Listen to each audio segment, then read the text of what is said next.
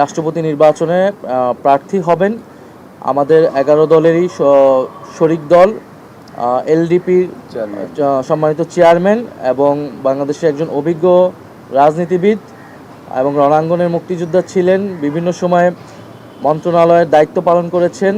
বেশ কয়েকবার 6বারের মতো তিনি জাতীয় সংসদ সদস্য নির্বাচিত হয়েছেন এবং বীর বিক্রম মুক্তিযোদ্ধা কর্নেল অলি আহমদ। 11 দলের বৈঠকে সিদ্ধান্ত হয়েছে যে এই রাষ্ট্রপতি নির্বাচনে আমরা 11 দলের পক্ষ থেকে আমরা অংশ নিব, আমরা প্রার্থী দিব।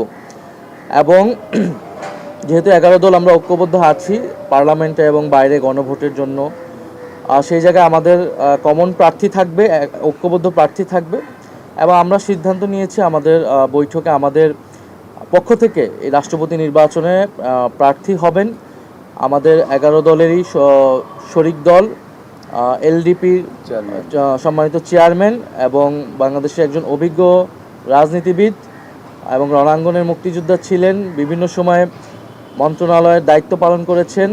বেশ কয়েকবার 6বারের মতো তিনি জাতীয় সংসদ সদস্য নির্বাচিত হয়েছেন এবং বীর বিক্রম মুক্তিযোদ্ধা কর্নেল অলি আহমদ। উনি 11 দলের পক্ষ থেকে রাষ্ট্রপতি পদে প্রার্থী থাকবেন 11 দলের। আমরা মনে করি দেশের এই যে সংকট একটা চলছে, এই সময় দেশের যে ধরনের অভিভাবকত্ব প্রয়োজন, রাষ্ট্রপতি হিসেবে আমরা মনে করি কর্নেল অলি আহমেদ উপযুক্ত এবং ওনার অভিভাবকত্বে বা ওনার নেতৃত্বে এই সংকটগুলো নিরসন হওয়া সম্ভব বলে আমরা মনে করি।